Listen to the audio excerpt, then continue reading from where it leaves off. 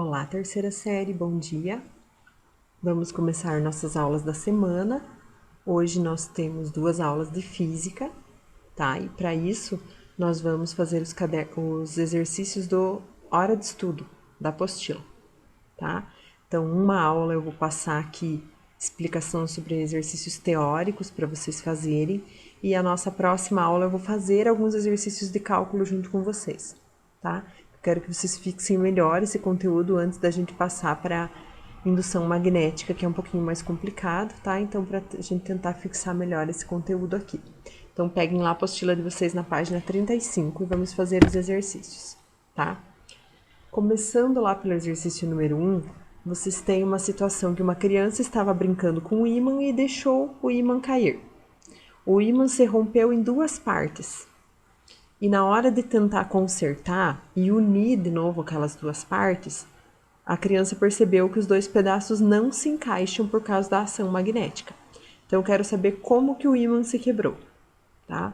Então ali vocês têm a situação, ele pode ter se quebrado no plano alfa, no plano beta ou no plano π, tá? Vamos analisar ali se o ímã tivesse quebrado no plano alfa. O que ia acontecer? Lembrem lá que os polos magnéticos do ímã não se separam nunca, tá? Então ele ia formar 2 novos ímãs, um pequenininho, que é o que ficou ali à esquerda de alfa, e outro ímã grande que ficou à direita de alfa, tá? Então aquele ímã pequenininho ali na parte esquerda, ele ia ficar com os polos sul na esquerda e norte na direita, tá? E o ímã grande também ia ficar com o polo sul na esquerda e norte na direita. Na hora que eu fosse tentar emendar os 2 pedacinhos, a direita do ímã pequeno com a esquerda do ímã grande ia ficar norte com sul. Então ia dar força de atração, o ímã grudaria novamente, tá? Se o ímã tivesse quebrado no plano beta, exatamente bem no meio dele, eu ia ficar com 2 ímãs de mesmo tamanho, tá? O ímã da esquerda ficaria com sul para a esquerda e norte para a direita, e o ímã da direita ficaria com sul para a esquerda e norte para a direita. Na hora que eu fosse unir, a direita de um ímã ia unir com a esquerda do outro. Ia ficar polo norte com polo sul, os 2 polos iam se unir por serem contrários, tá? Ia ter força de atração. Se o ímã quebrar no plano π, que ele quebra ali no meio, o que vai acontecer? Vou ficar com 2 ímãs de mesmo tamanho também, os 2 com polo sul para a esquerda e os 2 com polo norte para a direita.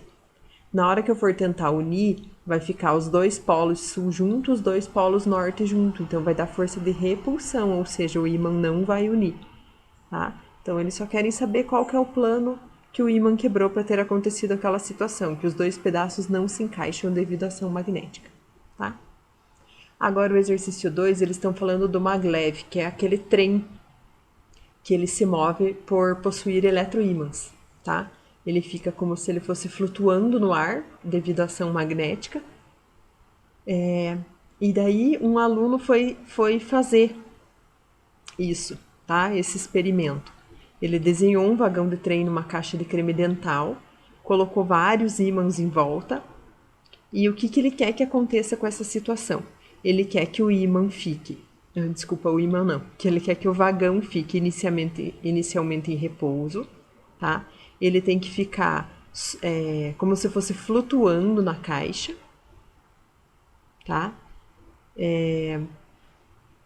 Mas depois ele quer que o vagão se mova para o lado esquerdo, tá? Quando eu colocar esse vagão dentro da caixinha de sapato, ele tem que ser atraído para o lado esquerdo.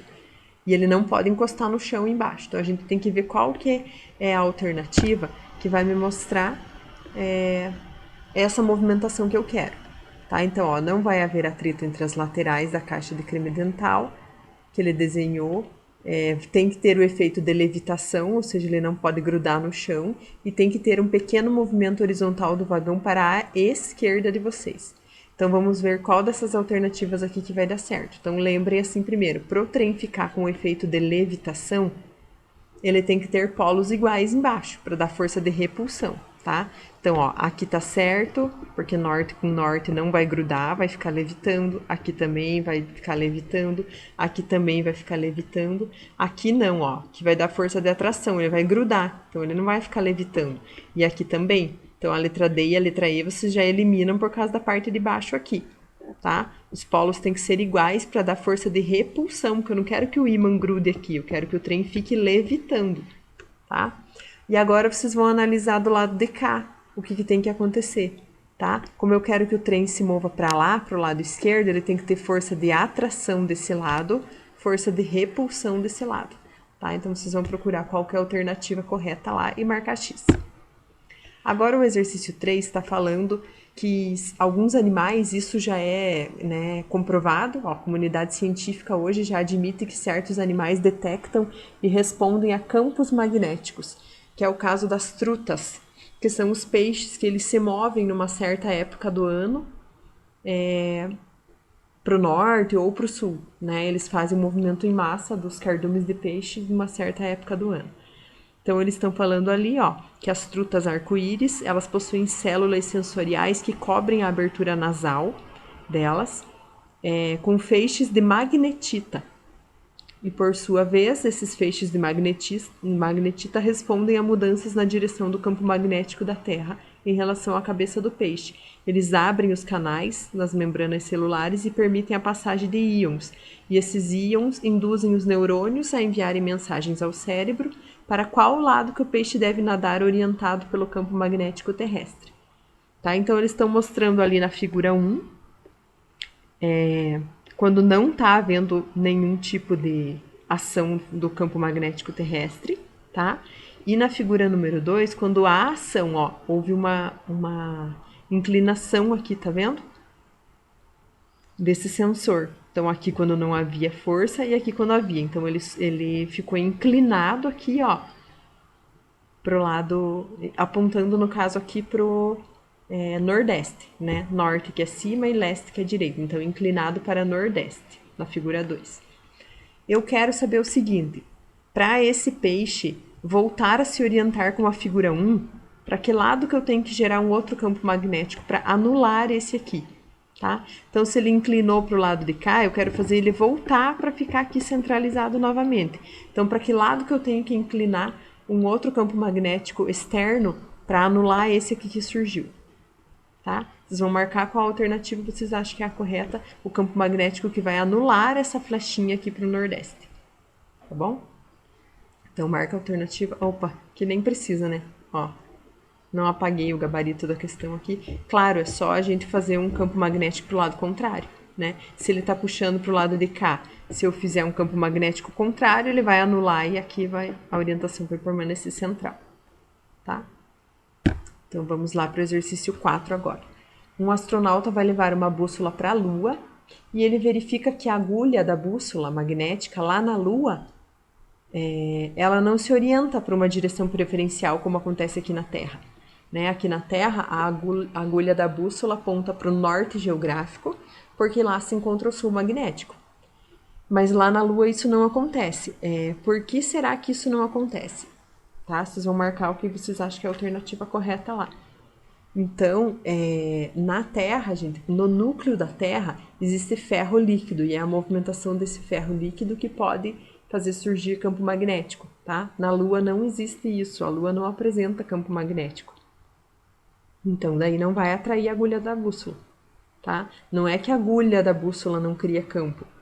A agulha da bússola sempre cria campo porque ela é um ímã, mas ela tem que ser atraída por um outro campo magnético. Na Lua não existe campo magnético, por isso que a bússola não vai se orientar preferencialmente para um lado lá, tá bom? Então, vocês marcam a alternativa correta lá. E o exercício 5, que é o último que a gente vai fazer aqui agora nesta aula de hoje, nessa primeira aula, no caso, né? Daí na próxima aula nós vamos fazer os exercícios 6, 7, 8 e 9. Eu vou fazer junto com vocês, tá? Vocês vão marcar X no número 5 de como que é o campo magnético que surge ao redor de um fio retilíneo. Então, lembram lá que o campo magnético pode surgir ao redor dos ímãs naturais e ao redor do fio retilíneo, da espira e do solenoide. Tá? Nos fios retilíneos, gente, o campo magnético vai ser como linhas circulares, são círculos ao redor do fio, sendo que o centro de todos esses círculos é o próprio fio. Tá? Então, vocês vão procurar qual que é a alternativa que fala sobre isso. Qual que é a configuração do campo magnético no fio retilíneo. Tá? Então, façam esses exercícios aqui. Aí, vocês vão apresentar foto dessas páginas 35 e 36 com esses 5 exercícios resolvidos. E também a página 37, que é a que eu vou fazer com vocês agora na nossa próxima aula de física. Tá? Então, a tarefa de vocês vai ser apresentar fotos das páginas 35, 36 e 37 no grupo para validar nossas 2 aulas de hoje, tá bom? Se tiverem dúvidas nesses exercícios, qualquer coisa me procurem, entrem em contato comigo e bons estudos!